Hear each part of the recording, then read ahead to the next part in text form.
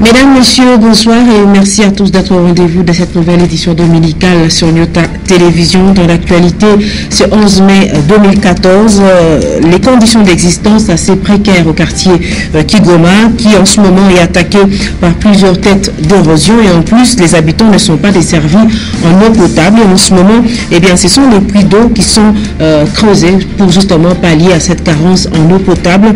Nous en parlerons tout au long de cette édition d'information. Bienvenue à tous à cette nouvelle édition d'information. Je vous le disais en début de journal que de nombreux habitants du quartier Kigoma ne sont pas desservis en eau potable. Au quotidien, les ménagères utilisent l'eau de pluie pour les besoins quotidiens. Et bien évidemment, les risques de maladies diarrhéiques sont présents. Un reportage d'Antoine Rogimbouy, Étienne Ilunga. Pour un grand quartier comme Kigoma de la commune Kampemba, c'est difficile de voir ne fût-ce qu'un robinet de la régie des eaux. L'on dirait que la société qui dessert la population en cette denrée n'existe pas, au mieux, n'est connue des habitants du dit quartier. Sur différentes rues, c'est des bidons jaunes qu'on peut apercevoir. Les mamans, comme les jeunes filles, vont puiser l'eau des puits communément appelés bichimpo, avec tous les risques de maladies hydriques que cela peut causer. Il y a la carence d'eau, les gens se déplacent de temps en temps pour aller chercher de l'eau, peut-être dans des longues distances. Les courants électriques tels que vous le voyez, ça a beaucoup traîné, ça fait 6 et 7 ans sans toutefois qu'il y ait les courants. Nous demandons un peu assez au gouvernement qu'on puisse nous aider un peu à propos du courant électrique.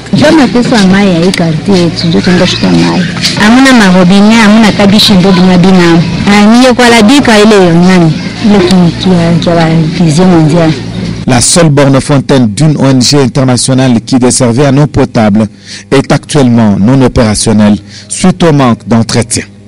Les comités mis sur pied pour entretenir n'est plus à la hauteur. Les cotisations serviraient aux besoins des membres du comité seulement, au détriment de la population qui ne sait à quel sens se vouer à ce jour. Et nous restons au quartier Kigoma. Ce quartier est menacé par plusieurs têtes d'érosion. Les routes ne sont pas épargnées et cette situation a pour conséquence de rendre difficile le transport urbain. Le quartier Kigoma a une seule route d'accès. Il s'agit de la route Roachi. Antoine Rogimbouy, Étienne Ilunga. Population et érosion cohabitent visiblement ensemble. La situation sévit au quartier Kigoma de la commune Kampemba sur l'avenue de la Roachi. Sur cette artère qui peut désenclaver les communes de Kampemba et Roachi en partant du terminus Kigoma, c'est à peine qu'on voit la chaussée. De bout en bout, l'avenue dans son état érosif est envahie par la population marchande à la quête du pain quotidien.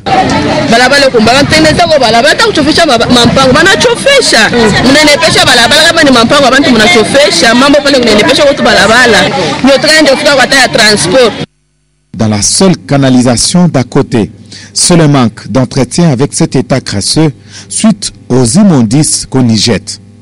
La détérioration prononcée de cette avenue débouchant sur Araucaria, comme tant d'autres, rend difficile les transports en commun.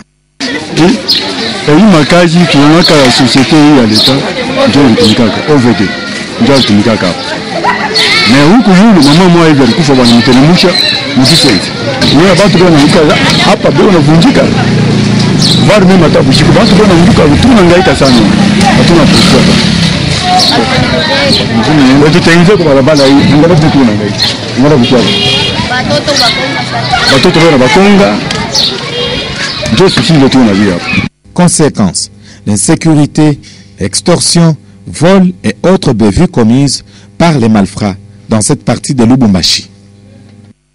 Et lors de son récent séjour dans la ville de Kolwezi, le ministre provincial de tourisme Odax Sompoué a visité quelques sites touristiques de cette ville minière. Il a ainsi inspecté tour à tour la plage de Katebi. Il a été également à la place de la Poste et au pont Lualaba et autres endroits. Un reportage de Diane Kassongo. Après avoir reçu plusieurs dossiers et même un mémorandum à son cabinet de travail en rapport avec la plage de Katebi, ce site touristique situé le long du Lualaba, Odax Sompoué s'y est rendu pour s'enquérir de la situation. Quelques familles se sont déjà installées sur ce site depuis des années, mais ils se disent connaître des tracasseries de la part des services du tourisme.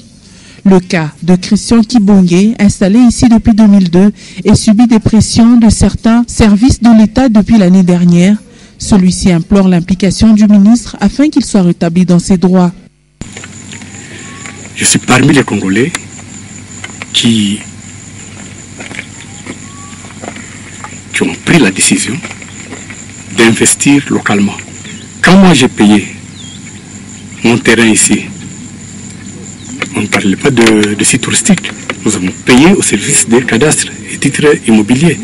Le ministre Sompoe a instruit le chef de bureau du tourisme à Kolwezi d'approfondir ce dossier et savoir si Katebi est un patrimoine touristique ou loti par les services de cadastre. Alors j'ai tenu à venir moi-même voir ce qui se passe. J'ai accompagné le chef de bureau du tourisme de Kolwezi parce qu'il a été aussi beaucoup accusé dans ce dossier. Alors je voulais faire ce petit voyage avec lui. Comme ça, une fois pour toutes, on essaie de résoudre ce problème. Le docteur Odak Sompoe s'est également rendu à la place de la Poste où une fontaine est érigée sous financement du gouvernement provincial et à côté de laquelle est placé un écran géant sur fond propre de l'honorable Moïse Katumbi. Des jeunes viennent y passer de bons moments.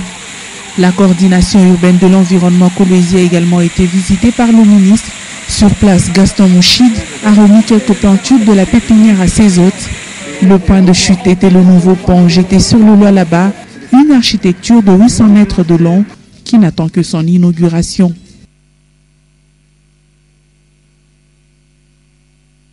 Voilà, nous quittons la ville de Kolwezi pour le territoire de Kamina et c'est pour vous dire que de nombreuses femmes travaillent la paille artistiquement et vendent le produit pour pouvoir assurer la survie de leur foyer. Néanmoins, pour pouvoir avoir accès à cette matière première, ces nombreuses femmes parcourent près de 40 km. Un reportage de Consolat Kanja et Félix Kalombo.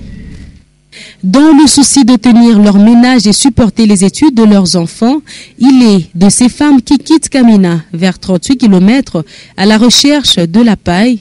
Il s'agit d'une paille de bonne qualité qu'elles ne trouvent que dans la savane, très appréciée par les décorateurs pour son espèce. Ceux qui travaillent dans le domaine touristique, de l'hôtellerie et de la restauration en savent quelque chose. Ils la préfèrent et l'utilisent notamment pour les paillotes artistiques. Mais il faut le dire, cette activité est dure et pénible pour ces femmes qui travaillent pour 1000 francs congolais seulement pour le gros tas. Elle plaide pour la création d'une corporation ou une association pour le regroupement et l'encadrement des femmes.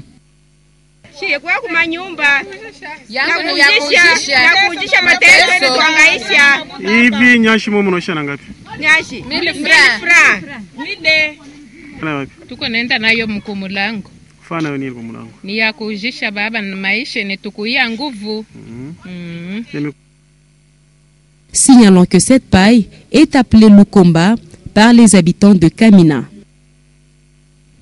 Un mot de santé dans cette édition d'information. Il s'agit des femmes enceintes et vous le savez sûrement que de nombreuses femmes enceintes se plaignent souvent de leur prise en charge de leur arrivée à la maternité pour l'accouchement. Elles se plaignent souvent d'une mauvaise prise en charge et sont souvent pointées du doigt les sages-femmes, un personnel médical pourtant très important dans les centres de santé. Un reportage d'Egé Tchala. Sa mission, la sage-femme est censée accompagner ou mieux encadrer la femme enceinte avant, pendant et après son travail d'accouchement. Mais les plaintes des femmes sont légion en ce qui concerne leur prise en charge par la sage-femme. Lorsque je m'étais rendue à l'hôpital, il m'a été demandé de rentrer à la maison puisque je ne devrais pas donner naissance aussitôt. Mais sur mon chemin de retour, je sentais l'enfant venir et j'ai fini par accoucher à la maison.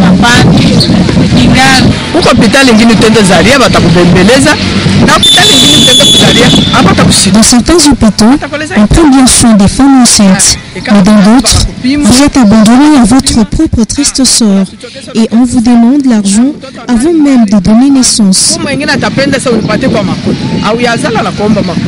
Les consultations prénatales aident la femme à adopter un comportement responsable lorsqu'elle se rend à l'hôpital pour donner naissance et elle ne doit pas y aller avec des caprices. Pour certains, les comportements affichés par la femme ne peuvent pas s'y traduire par des caprices. Je n'appellerai pas ça caprice. il y a un problème lié à la maternité. Si la femme n'a pas été préparée, elle peut vous présenter tous ces scénarios-là. Ce qui manque à ces personnels-là, c'est pour ça que je vous ai dit, la sage-femme a suivi une formation bien appropriée pour le suivi des femmes.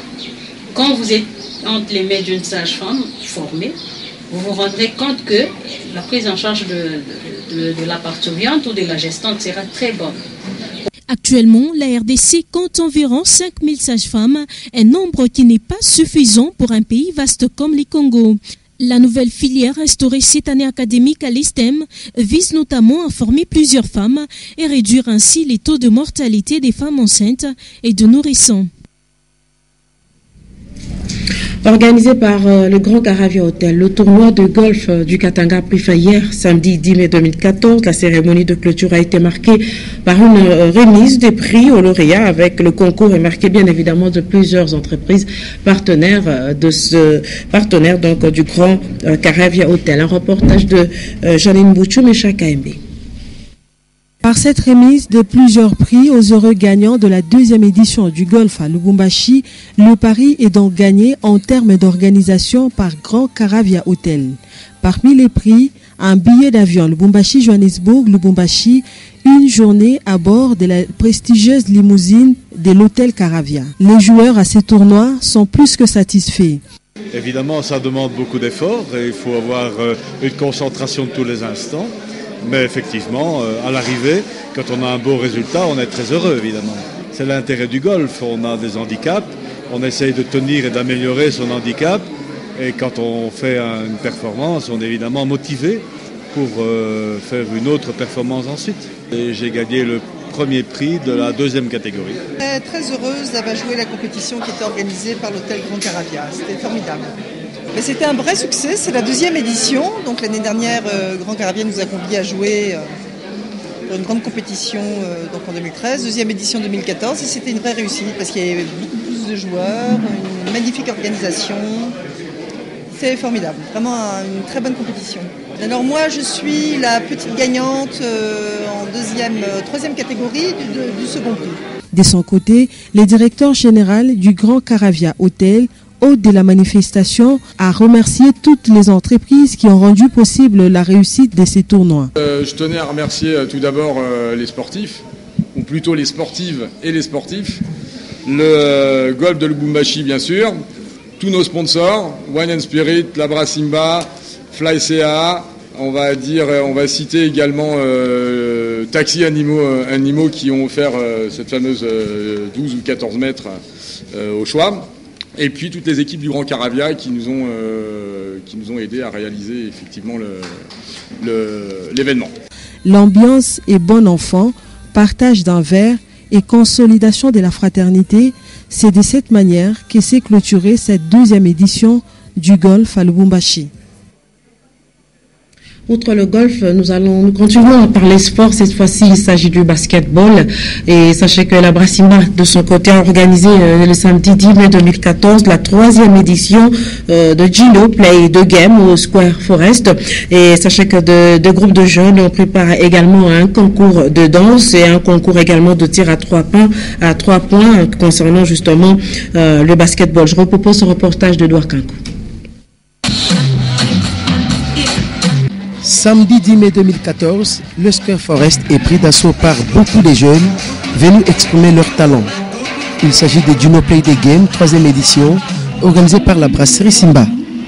Une politique marketing de cette société brassicole qui fait la promotion de ses boissons gazeuses. Ainsi, les concours de danse, des chansons et autres exhibitions étaient au rendez-vous. Pour Mponze Bassana, responsable marketing en boissons gazeuses, la Brassimba a toujours respecté la tradition. Les Games est un concept qui renferme plusieurs concours, plusieurs tournois. Il y a le concours de basketball, premier qui regroupe en fait 50% de Gino Play des Games. Dans le concours de basket, nous avons également le concours de dunk, le concours de tir à 3 points. Autre concours que nous avons mis à l'intérieur de Gino Play des Games, nous avons le concours de danse, le concours de chansons, ainsi que le concours de swag. Le concours de swag, c'est quoi? C'est sur les tendances vestimentaires des jeunes, comme communément appelé l'habillement rayonnement jeunesse. Et également, nous avons le graffiti. Le graffiti qui consiste à faire des dessins avec des bombes aérosols sur de la toile. Gino Play the Game est à sa 3e édition. La première édition a eu lieu en mai 2012. La deuxième a eu lieu toujours en mai 2013. Et la troisième se déroule actuellement en mai 2014. Outre la sape, la danse et les chansons, les jeunes sportifs étaient soumis au concours des tirs à 3 points concernant le basketball. Tout était merveilleux et la Brassimba accompagne toujours les jeunes dans leur divertissement. Toujours en sport, retenez également que la une de l'actualité ce dimanche, c'était ces deux grandes rencontres. La première qui s'est déroulée à Lubumbashi, Sanga Balende contre Don Bosco, et c'est Sanga finalement, l'équipe du Kassa Oriental, Sanga Balende qui a battu le cercle sportif Don Bosco par 1-0. Il faut également retenir qu'à Kinshasa, le tout-puissant Mazembe a battu V Club par 1-0, et c'est donc sûr que le tout-puissant Mazembe finalement champion de la Vodacom Première Ligue. Et avant de nous quitter, je vous propose également ce condensé des grands titres qui ont fait la une de l'actualité cette semaine avec Léon Magloire Monga.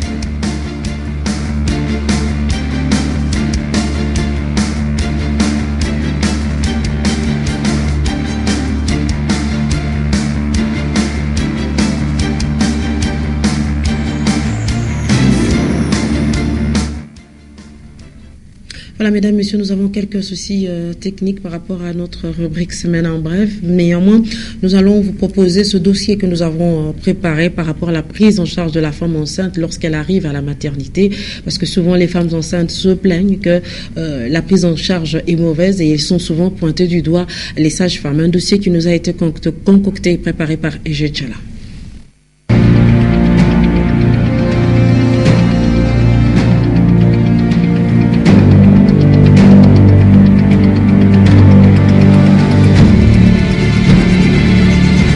Dans sa mission, la sage-femme est censée accompagner ou mieux encadrer la femme enceinte avant, pendant et après son travail d'accouchement.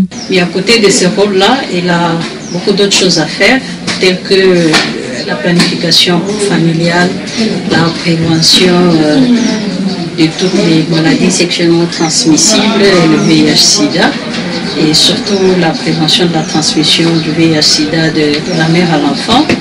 Et elle joue aussi un rôle de sensibilisation de toute la communauté par rapport à l'hygiène alimentaire, l'hygiène environnementale et à l'hygiène corporelle, ainsi de suite.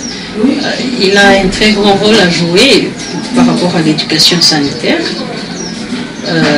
de la femme pendant les 3 périodes que j'ai évoquées. Et il a également le rôle à jouer dans la prise en charge de l'enfant, du nouveau-né. Et dans tout ce qu'elle fait comme travail, elle tient compte du bien-être du couple et mère-enfant. Mais les plaintes des femmes sont légion en ce qui concerne leur prise en charge par la sage-femme. Lorsque je m'étais rendue à l'hôpital, il m'a été demandé de rentrer à la maison puisque je ne devrais pas à donner naissance aussitôt. Mais sur mon chemin du retour, j'ai senti l'enfant venir et j'ai fini par accoucher à la maison.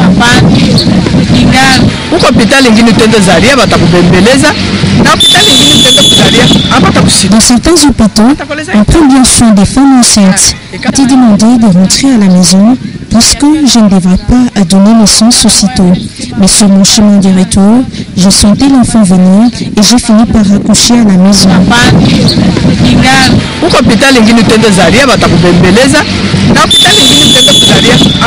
Dans certains hôpitaux, on prend bien soin des femmes enceintes, mais dans d'autres, vous êtes abandonné à votre propre triste sort et on vous demande l'argent avant même de donner naissance. Les consultations prénatales aident la femme à adopter un comportement responsable lorsqu'elle se rend à l'hôpital pour donner naissance et elle ne doit pas y aller avec des caprices. Et en rapport avec la sage-femme, c'est un travail très difficile. Bien souvent, il y a ces problèmes où les femmes disent qu'elles ont été abandonnées. Mais souvent, nous conseillons aux femmes enceintes de suivre les consultations prénatales. Et pendant les consultations prénatales, les encadreurs, le médecin ou les infirmières qui encadrent les femmes présentent déjà comment est-ce que le vénément pourrait se dérouler pendant le travail d'accouchement. Alors, lorsqu'une femme vient pour accoucher, cette femme-là, une femme qui a été déjà préparée psychologiquement, cette femme-là est obligée de pouvoir suivre les instructions que le sage-femme ou le médecin est en train de lui prodiguer. Donc on dit des instructions, et la femme doit suivre ces instructions de manière à ce qu'elle puisse accoucher normalement. Mais il arrive des fois que ces femmes-là ne suivent pas, les partenaires ne suivent pas les conseils, les instructions. Et là maintenant, peut-être dans la prise en charge, il y a de ces sages-femmes qui se fâchent et parfois on peut assister à ce genre d'échanges qui ne sont pas encouragés. Mais seulement ce que nous pouvons dire ici, c'est que la femme qui vient pour accoucher doit suivre toutes les instructions. Nous savons que le travail d'accouchement, c'est un travail qui est dur et pénible, mais il faudrait que cette femme-là soit disciplinée de manière à ce qu'elle puisse accoucher normalement. La sage-femme se fâche parce que si elle ne respecte pas les instructions, l'accouchement risque d'être trop difficile pour elle et son travail sera peut-être compliqué. Et en cas de mortalité aujourd'hui, de mortalité maternelle lors de l'accouchement, et c'est maintenant devenu un problème sérieux puisqu'il y a des poursuites judiciaires qui s'ensuivent. C'est peut-être la raison pour laquelle parfois il y a un peu des accointances, des échanges entre la sage-femme et la parturiente, donc la femme qui vient pour accoucher. Donc nous conseillons les femmes de suivre les consultations prénatales et de suivre les instructions que la sage-femme va prodiguer pour pouvoir accoucher sans problème et ainsi elle pourrait ainsi continuer à donner la vie comme Dieu nous l'a recommandé. Pour certains, les comportements affichés par la femme ne peuvent pas s'y traduire par des caprices. Je n'appellerai pas que ça caprice. Il y a un problème lié à la maternité. Si la femme n'a pas été préparée, elle peut vous présenter tous ces scénarios-là. Ce qui manque à ces personnels-là, c'est pour ça que je vous ai dit, la sage-femme a suivi une formation bien appropriée pour le suivi des femmes. Quand vous êtes entre les mains d'une sage-femme formée, vous vous rendrez compte que la prise en charge de la parturiente ou de la gestante sera très bonne. Actuellement, la RDC compte environ 5000 sages-femmes, un nombre qui n'est pas suffisant pour un pays vaste comme le Congo. La nouvelle filière instaurée cette année académique à l'ISTEM vise notamment à former plusieurs femmes et réduire ainsi les taux de mortalité des femmes enceintes et de nourrissons.